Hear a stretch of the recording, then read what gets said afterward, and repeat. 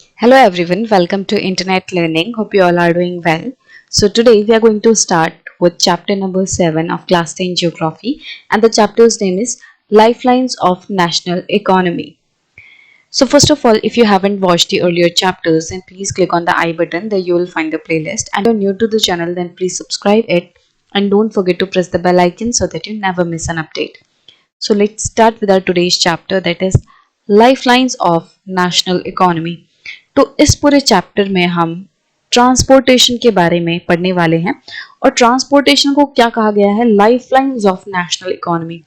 जिस तरीके से हमारे बॉडी में नसों का जाला है, मतलब हमारी बॉडी जो है उसमें बहुत सारी नसें हैं और वो जो नसें हैं मतलब वेन्स हैं, आर्टरीज हैं, ये जो नसें हैं ये क्या कर रही हैं, ये ब्लड को एक जगह से दूसरी जगह पहुंचाने का काम कर रही हैं और उसी की वजह से हम क्या हैं, जीवित हैं। जब हमारे बॉडी में ब्लड एक जगह से दूसरी जगह नहीं जा पाएगा तो हमारी बॉडी का कोई भी जो सेल है उसको ऑक्सीजन नहीं मिलेगी और वो अपने काम सही से नहीं कर पाएगा। और अगर हमारे सेल्स को ब्लड नहीं मिलेगा तो वो जो सेल्स हैं वो सही से काम नहीं कर पाएंगे एंड अल्टीमेटली हम लोग, हमारी जो पूरी बॉडी है वो डिसफंक्शन हो जाएगी। ठीक है, तो जिस तरीके से हमारी बॉडी को सही से काम करने के लिए एक पूरा जाला है जिसे हम नस कहते हैं, आर्टरीज एंड वेन्स कहते हैं, इसी तरीके से जो हमारे देश हैं उनमें बहुत सारी एक तरीके से ट्रांसपोर्टेशन सिस्टम के जाले हैं। ठीक है, अगर हमें कोई सामान एक जगह से दूसरी जगह ले जाना है तो वो हम कैसे ले जाएंगे, ट्रांसपोर्टेशन के थ्रू। तो ये जो ट्रांसपोर्टेशन है, जो रोड्स, रेलवेज, एयरवेज, ये क्या है, ये एक तरीके से हमारी इकोनॉमी की लाइफ लाइन्स हैं। ये एक सामान को दूसरे जगह तक, एक किसी सामान को एक जगह से दूसरी जगह तक पहुंचाने का काम करती हैं और इसकी वजह से क्या होता है, हमारी जो जरूरतें हैं वो सही से पूरी हो पाती हैं। इसीलिए ट्रांसपोर्टेशन को हमने क्या कहा है, लाइफ लाइन्स कहा है। सो अलग अलग जो ट्रांसपोर्टेशन मोड्स हैं उनको हम इस पूरे चैप्टर में डिस्कस करने वाले हैं। So we use different materials and services in our daily life. तो हम लोग हमारी लाइफ में, डेली लाइफ में बहुत सारे अलग अलग तरीके के मटेरियल्स, मतलब जो गुड्स हैं उनको यूज करते हैं, अलग अलग तरीके की सर्विसेज हम लेते हैं।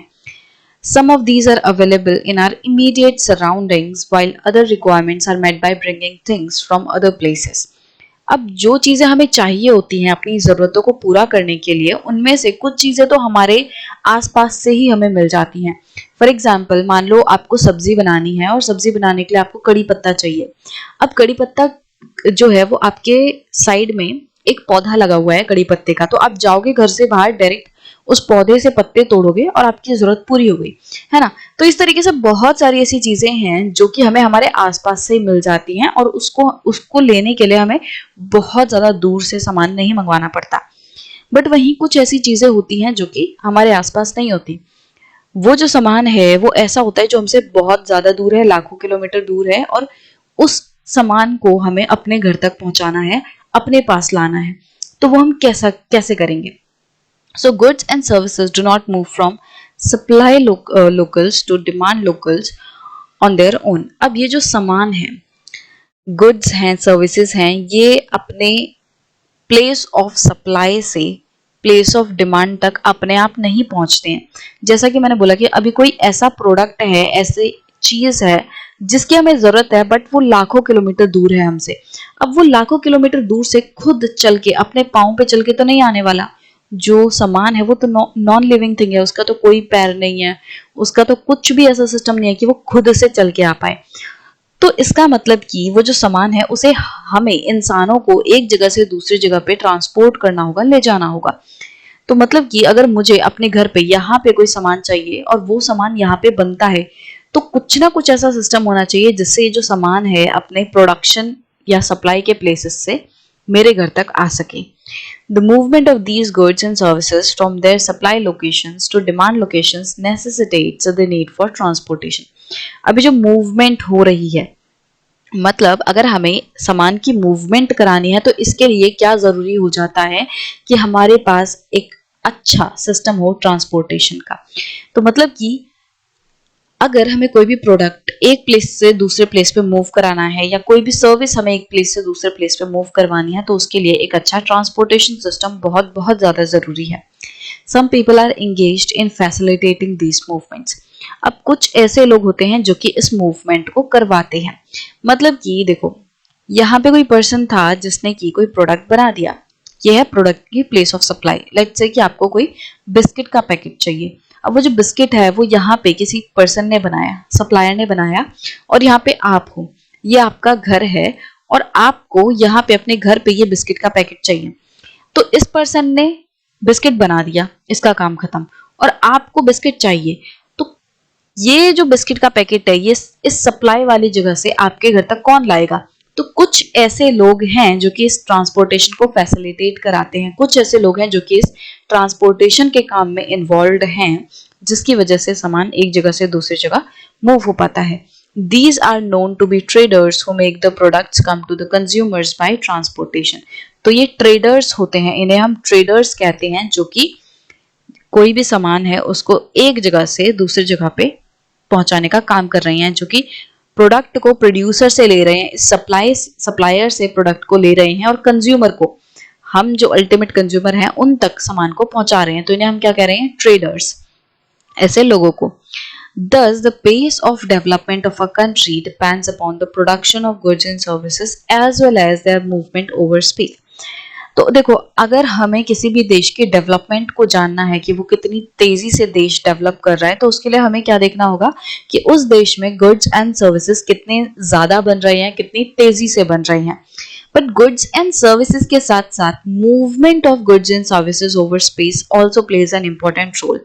मतलब कि डेवलपमेंट जो है वो सिर्फ और सिर्फ गुड्स एंड सर्विसेज की प्रोडक्शन से ही पता नहीं लगेगी, बल्कि कितनी तेजी से डेवलपमेंट हो रही है ये इस चीज पे भी निर्भर करेगा, इस चीज पे भी डिपेंड करेगा कि ये जो गुड्स एंड सर्विसेज है वो कितनी तेजी से, कितने ज्यादा बड़े स्पेस पे एक जगह से दूसरी जगह मूव हो रही हैं। ठीक है, तो अगर हमें देखना है कि किसी भी देश में डेवलपमेंट कितनी तेजी से हो रही है, क्या पेस है उसका, मतलब एक तरीके से स्पीड क्या है डेवलपमेंट की, धीरे हो रही है डेवलपमेंट, बहुत स्लो है, या बहुत फास्ट डेवलपमेंट हो रही है, ये चीज किस पे डिपेंड करता है कि उस देश में गुड्स एंड सर्विसेज कितने ज्यादा प्रोड्यूस हो रहे हैं, प्लस वो जो गुड्स एंड सर्विसेज है वो कितने ज्यादा जल्दी एक जगह से दूसरी जगह मूव हो रहे हैं, और कितने बड़े स्पेस पे मूव हो रहे हैं, कितनी दूर जा रहे हैं। ठीक है, इस पे डिपेंड करेंगे development. Therefore, efficient means of transport are prerequisite for fast development. तो ये जो भी अभी हमने समझा कि भाई स्पीड ऑफ डेवलपमेंट डिपेंड करती है गुड्स एंड सर्विसेज और उनकी मूवमेंट पे, तो हम कह सकते हैं कि अगर हमें फास्ट डेवलपमेंट चाहिए तो हमें क्या करना होगा? फास्ट रेट से गुड्स एंड सर्विसेज प्रोड्यूस करने होंगे, मतलब बहुत जल्दी ज्यादा से ज्यादा गुड्स एंड सर्विसेज प्रोड्यूस करने होंगे, और इसके साथ साथ बहुत जल्दी ही उन गुड्स एंड सर्विसेज को एक जगह से दूसरी जगह मूव करना होगा, पहुंचाना होगा। तो फास्ट डेवलपमेंट के लिए क्या चाहिए? अच्छे इफिशिएंट मीन्स ऑफ ट्रांसपोर्ट चाहिए। अगर ट्रांसपोर्ट मीन्स अच्छे होंगे तभी तो हम जल्दी से जल्दी एक प्रोडक्ट को एक जगह से दूसरी जगह पे पहुंचा पाएंगे, है ना। तो फास्ट मूवमेंट के लिए हमें क्या चाहिए? फास्ट और इफिशिएंट मीन्स ऑफ ट्रांसपोर्ट, और इससे ही क्या इंश्योर होगा कि हमारे देश में फास्ट डेवलपमेंट हो। Movement of these goods and services can be over 3 important domains of our earth, that is land, water and air. अभी जो गुड्स एंड सर्विसेज हैं ये हमारी धरती पर 3 तरीके से मूव हो सकते हैं, 3 जरियों से एक जगह से दूसरी जगह जा सकते हैं। ठीक है, तो कौन कौन सी डोमेन है? लैंड, मतलब कि जमीन के रास्ते, लैंड के थ्रू जो सामान है वो एक जगह से दूसरी जगह जा सकता है। वाटर एंड एयर, तो पानी के थ्रू, एंड एयर के थ्रू ये जो सामान है वो एक जगह से दूसरी जगह पहुंचाई जा सकते हैं। Based on these, transport can also be classified into land, water and air transport. अब जिन डोमेन्स में जो गुड्स एंड सर्विसेज है वो मूव कर सकते हैं, इसी के बेसिस पे हमने ट्रांसपोर्टेशन का नाम रखा है। मतलब जब गुड्स एंड सर्विसेज लैंड के थ्रू एक जगह से दूसरी जगह मूव होते हैं तो उसे हम क्या कहते हैं? Land transport. जब वाटर के थ्रू गुड्स एंड सर्विसेज एक जगह से दूसरी जगह मूव हो रहे हैं तो उसको हम क्या बोलते हैं? Water transport. एंड जब एयर के थ्रू, हवा के थ्रू गुड्स एंड सर्विसेज एक जगह से दूसरी जगह जा रहे हैं तो उसको हम बोलते हैं air transport. For a long time, trade and transport were restricted to a limited space. अब पुराने टाइम से क्या हो रहा था कि ऐसा नहीं था कि जब से इंसान बने हैं तब से ही हमारे पास बहुत अच्छे मीन्स ऑफ ट्रांसपोर्ट हैं। मतलब ऐसा तो नहीं कि अनंत काल से एरोप्लेन और शिप जैसी चीजें चलती आ रही हैं, रेलवेज, मोटरवेज, मतलब जो मोटर व्हीकल्स हैं, ये सारी चीजें शुरू से ही नहीं है, ये ओवर द पीरियड डेवलप हुई हैं। तो पुराने टाइम पे क्या था कि क्योंकि इतने ज्यादा डेवलप्ड मीन्स ऑफ ट्रांसपोर्ट नहीं थे, इतनी ज्यादा टेक्नोलॉजी नहीं थी पुराने टाइम में, इस वजह से जो ट्रेड एंड ट्रांसपोर्ट है वो काफी कम जगह तक लिमिटेड था। मतलब कि जो गुड्स एंड सर्विसेज हैं वो बहुत थोड़ी दूर ही जा पाते थे। ठीक है, आज मान लो आज हमारे पास बहुत ज्यादा डेवलप्ड मीन्स ऑफ ट्रांसपोर्ट है, हमारे पास बहुत हाई टेक्नोलॉजी वाले मीन्स ऑफ ट्रांसपोर्ट हैं, है ना, रेलवेज हैं, एयरवेज हैं, शिप्स हैं। तो इन सब की वजह से आज बहुत बड़े इलाके में हम सामान को पहुंचा सकते हैं। बट पहले क्या होता था, पहले क्योंकि इतनी ज्यादा टेक्नोलॉजी नहीं थी, तो पहले मान लो जो प्रोडक्ट है वो बस यहां से यहां तक ही जा पाता था, इस छोटे वाले सर्कल में ही मूव होता था, बड़े वाले सर्कल तक जो चीजें हैं वो नहीं जा पाती थी, इस छोटे सर्कल से बाहर चीजें नहीं जा पाती थी। तो पुराने टाइम में क्या था, जो मूवमेंट है गुड्स एंड सर्विसेज की वो बहुत छोटे एरिया तक ही लिमिटेड थी। With development of science and technology, the area of influence of trade and transport expanded far and wide। और जैसे जैसे ये technology I, science and technology बढ़ी, हमारे पास नए नए तरीके के जो व्हीकल्स हैं वो डेवलप हुए, तो इसके साथ जो ट्रेड एंड ट्रांसपोर्ट है अब वो और बहुत बड़े बड़े इलाकों में फैल चुका है। अब इजीली हम एक जगह से दूसरी जगह, जो कि हमसे बहुत बहुत दूर है, अगर हम धरती के इस छोर पर हैं तो आज हम धरती के दूसरे छोर, एकदम एक्सट्रीम जो इसके अपोजिट प्लेस होगा, उस तक भी हम इजीली सामान को पहुंचा सकते हैं। तो आज जो है ट्रेड एंड ट्रांसपोर्ट बहुत ज्यादा फैल चुका है टेक्नोलॉजी एंड साइंस की वजह से। Today, the world has been converted into a large village with the help of efficient and fast-moving transport। अब पुराने टाइम में ऐसा होता था कि लोगों को नहीं पता होता था कि भाई, मतलब क्योंकि ट्रांसपोर्टेशन का सिस्टम इतना ज्यादा नहीं है, तो लोगों को मान लो बस अपने एरिया के बारे में पता होता था, अपना जो सराउंडिंग है बस उसके बारे में पता होता था। उनको नहीं पता होता था कि भाई इतनी दूर क्या हो रहा है, इतनी दूर किस तरीके के लोग रह रहे हैं, यहाँ कोई लाइफ है भी कि नहीं। बट आज क्योंकि ट्रांसपोर्टेशन इतना ज्यादा बढ़ गया है, तो हम लोग सब कनेक्टेड हैं। जो लोग इस जगह पे रह रहे हैं वो लोग इजीली इस जगह पे, जो राइट हैंड साइड वाले लोग हैं, उनसे बहुत इजीली मिल सकते हैं, कम्युनिकेट कर सकते हैं, अपने सामान को एक जगह से दूसरी जगह पहुंचा सकते हैं। तो इस कनेक्टिविटी की वजह से क्या हुआ है, जो वर्ल्ड है वो एक तरीके से एक ग्लोबल विलेज बन गया है। अब आज हम बैठे बैठे जो सामान है वो Amazon से मंगा लेते हैं ऑर्डर करके, और वो जो सामान है हम Amazon के थ्रू जो ऑर्डर कर रहे हैं वो सामान मान लो अमेरिका से आ रहा है। मतलब मैं इंडिया में बैठे बैठे कोई सामान अमेरिका से मंगा रही हूँ। अब आज ये चीज पॉसिबल है, बट पहले ये चीज पॉसिबल नहीं थी। तो पहले जो लोग थे वो इतने ज्यादा कनेक्टेड नहीं थे, क्योंकि ट्रांसपोर्टेशन सिस्टम इतना ज्यादा डेवलप नहीं था।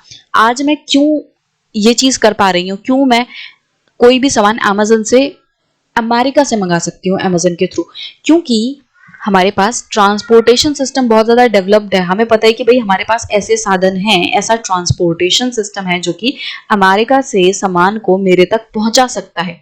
तो ये जो कनेक्टिविटी हुई है, इसकी वजह से ही हम कह रहे हैं कि आज जो पूरी दुनिया है वो एक लार्ज विलेज बन चुका है। अब हम सब ऐसे कनेक्टेड है जैसे कोई बहुत बड़ा गांव हो, हम इस तरीके से कनेक्टेड है। पूरा वर्ल्ड जो है, पूरी दुनिया एक दूसरे से कनेक्टेड है, क्योंकि आज हमारे पास पूरी दुनिया के पास बहुत ही ज्यादा इफिशिएंट, मतलब अच्छे से काम करने वाले प्लस बहुत तेजी से काम करने वाले ट्रांसपोर्टेशन सिस्टम है।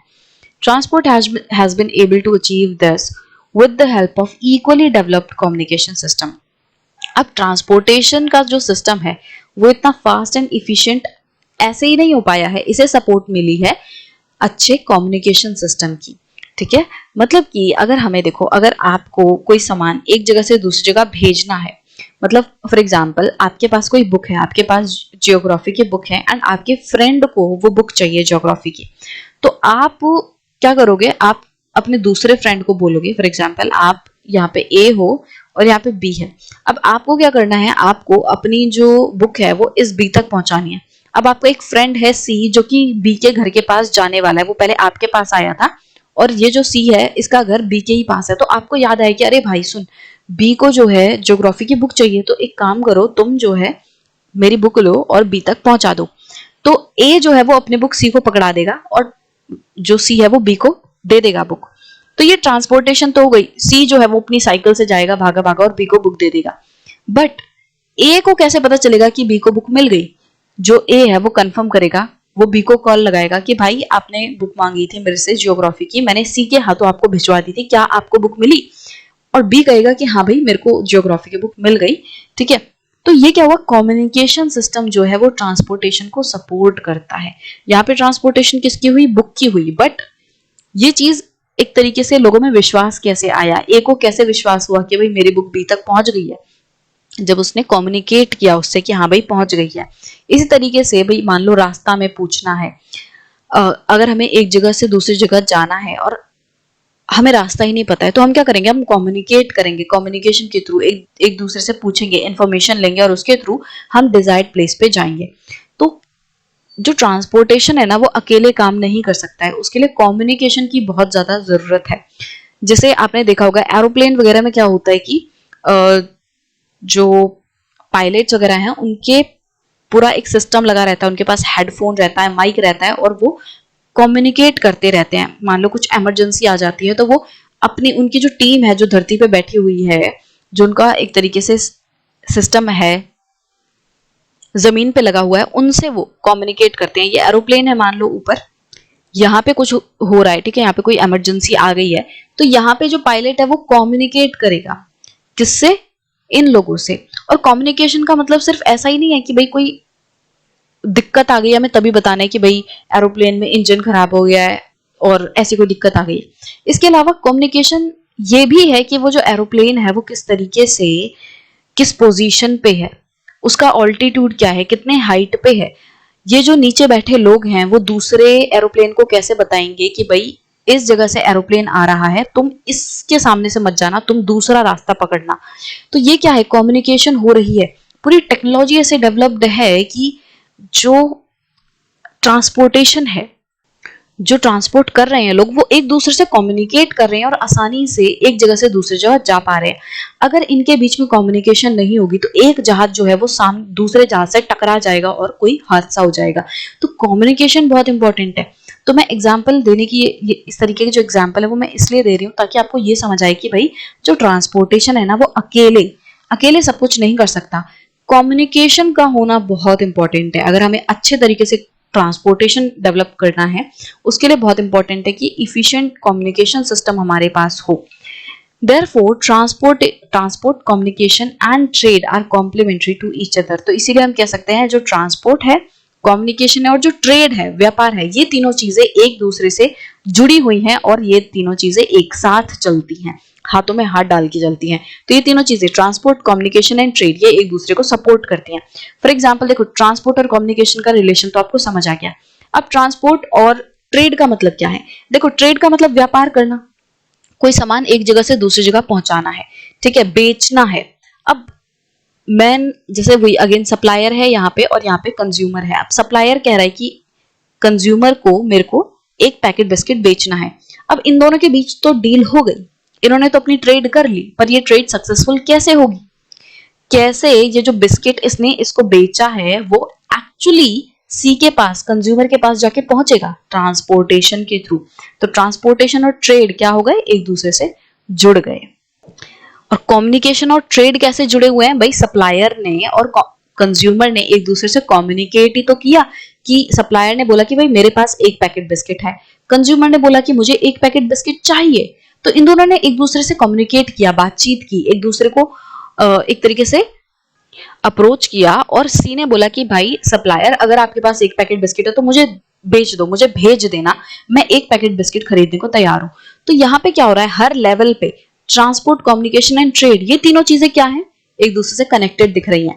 जब कंज्यूमर ने बोला कि फोन करके सप्लायर को कि मुझे एक पैकेट बिस्किट भेज देना, तो सप्लायर क्या करेगा? एक डिलीवरी बॉय से या एक ट्रक वाले से मान लो कॉल करेगा और वो जो ट्रक वाला है वो ये पैकेट बिस्किट जो है सी को पहुंचा देगा। तो यहाँ पे क्या हुआ? सी और इस सप्लायर ने, कंज्यूमर और सप्लायर ने कम्युनिकेट किया, कम्युनिकेट करके ट्रांसपोर्टेशन की मदद ली और तब जाके जो कंज्यूमर है उसको उसका सामान मिल पाया। तो आई होप कि ये चीजें क्लियर होंगी, बहुत ज्यादा कंफ्यूजिंग नहीं होगा कि ट्रांसपोर्टेशन, कम्युनिकेशन एंड ट्रेड जो है ये एक दूसरे के साथ चलती हैं, एक दूसरे से मिली हुई हैं। Today, India is well linked with rest of the world despite its vast size, diversity and linguistic and socio-cultural plurality. अब इंडिया जो है आज बहुत ही अच्छे से पूरी दुनिया के साथ जुड़ा हुआ है। भले ही हमारे देश में अलग अलग तरीके के लोग रहते हैं, डाइवर्सिटी है, अलग लैंग्वेज, अलग कल्चर, अलग ट्रेडिशन है, बट इस सब के बावजूद हम लोग एक दूसरे से जुड़े हुए हैं। इंडिया जो है, एक पार्ट इंडिया का दूसरे पार्ट से बहुत अच्छे से जुड़ा हुआ है, और इंडिया जो है वो दूसरे वर्ल्ड के दूसरे पार्ट से भी काफी अच्छे से जुड़ा हुआ है। मतलब इंडिया के अंदर भी, इंडिया, ये मान लो इंडिया है, इंडिया के अंदर भी काफी अच्छे से ट्रांसपोर्टेशन का जाला जो है फैला हुआ है। इंडिया का एक पार्ट दूसरे पार्ट से अच्छे से जुड़ा हुआ है, और इंडिया जो है रेस्ट ऑफ द वर्ल्ड से भी अच्छे से जुड़ा हुआ है। सो इंडिया में हम कह सकते हैं कि ट्रांसपोर्टेशन सिस्टम काफी अच्छा है। Railways, airways, waterways, newspapers, radio, television, cinema, and internet, etc., have been contributing to its socio-economic progress in many ways. तो ये जो अलग अलग ट्रांसपोर्टेशन सिस्टम है, कम्युनिकेशन के मीन्स हैं, इनकी वजह से क्या है, इंडिया जो है काफी अच्छे से प्रोग्रेस कर पा रहा है, डेवलप हो पा रहा है। तो इंडिया के डेवलपमेंट में, इंडिया के प्रोग्रेस में ट्रांसपोर्टेशन एंड कम्युनिकेशन का काफी इंपॉर्टेंट रोल है। ट्रांसपोर्टेशन क्या हो गया, रेलवेज, एयरवेज, वाटरवेज, और communication newspaper, radio, television, cinema, internet, ये सारी चीज क्या है, कम्युनिकेशन के मीन्स है। तो इनकी वजह से क्या हो रहा है, हमारी सोशियो इकोनॉमिक प्रोग्रेस हो रही है। मतलब सोशली भी हम काफी आगे बढ़ रहे हैं, और इकोनॉमिक पर्सपेक्टिव से भी हम काफी प्रोग्रेस कर रहे हैं ट्रांसपोर्टेशन एंड कम्युनिकेशन की मदद से। The trades from local to international level have added to the vitality of its economy. अब क्या हो रहा है कि इंडिया जो है, इंडिया में एक लोकल लेवल पे, इंडिया में किसी गांव में भी आज कोई चीज अगर बन रही है, तो वो छोटे से गांव से बहुत आसानी से दूसरे देश में हम बेच पा रहे हैं। तो क्या हो रहा है कि इससे इंडिया की जो ट्रेड है उसको और ज्यादा रिकॉग्निशन मिल रही है, और ज्यादा वैल्यू बढ़ रही है हमारी इकोनॉमी की और ट्रेड की। It has enriched our life and added substantially to growing amenities and facilities for the comfort of life. हमारी जो लाइफ है वो ट्रांसपोर्ट एंड कम्युनिकेशन की वजह से बहुत ज्यादा बेटर हुई है, इजी हुई है। ये जो ट्रांसपोर्टेशन एंड कम्युनिकेशन सिस्टम है, इससे हमारी लाइफ अब और ज्यादा कंफर्टेबल हो गई है। In this chapter, you will see how modern means of transport and communication serve as lifelines of our nation and its modern economy. तो इस पूरे चैप्टर में आप यही देखोगे कि किस तरीके से ट्रांसपोर्ट, जो कि मैंने आपको चैप्टर के शुरुआत में ही बताया, एंड इसके साथ साथ कम्युनिकेशन, ये दोनों चीजें जो हैं किस तरीके से हमारे देश में एक लाइफलाइन की तरह काम करती हैं और हमारे देश की इकोनॉमी को आगे बढ़ा रही हैं। It is thus evident that a dense and efficient network of transport and communication is a prerequisite for local, national and global trade of today. तो अभी जैसे हमने एक एग्जाम्पल भी समझा था कि किस तरीके से ट्रांसपोर्ट, कम्युनिकेशन एंड ट्रेड जो है वो एक दूसरे से जुड़े हुए हैं। तो इससे हमें बहुत क्लियरली ये समझ आता है कि अगर हम चाहते हैं कि हमारे देश में व्यापार बढ़े, हमारे देश में जो गुड्स एंड सर्विसेज प्रोड्यूस हो रही हैं वो एक जगह से दूसरी जगह इजीली जाएं, लोग पैसा कमाएं, ठीक है। अगर हम चाहते हैं कि जो ट्रेड है वो बढ़े, व्यापार बढ़े, तो हमें बहुत ज्यादा जरूरी है कि हमारा अच्छा ट्रांसपोर्ट एंड कम्युनिकेशन सिस्टम हो। देखो, अगर ट्रेड बढ़ेगा तभी हमारी इकोनॉमी ग्रो करेगी, इसीलिए ट्रेड का होना बहुत ज्यादा जरूरी है। और ट्रेड कैसे बढ़ेगा, जब ट्रांसपोर्ट एंड कम्युनिकेशन अच्छे होंगे, ठीक है। तो इसीलिए आपको जो चैप्टर है ट्रांसपोर्ट एंड कम्युनिकेशन वो पढ़ाया जा रहा है। तो इसकी इंपॉर्टेंस जाननी बहुत जरूरी है कि ट्रांसपोर्ट एंड कम्युनिकेशन जो है वो कितने इंपॉर्टेंट है हमारी इकोनॉमी के लिए, हमारी ट्रेड के लिए, कि अगर ये चीज अगर अच्छे से नहीं होंगी तो हमारा देश पीछे रह जाएगा। इनको डेवलप करना बहुत बहुत ज्यादा इंपॉर्टेंट है, ताकि जो हमारा देश है वो दूसरे देशों के मुकाबले खड़ा हो सके, उनसे लड़ सके, उनसे compete कर सके और हमारा देश आगे बढ़ सके।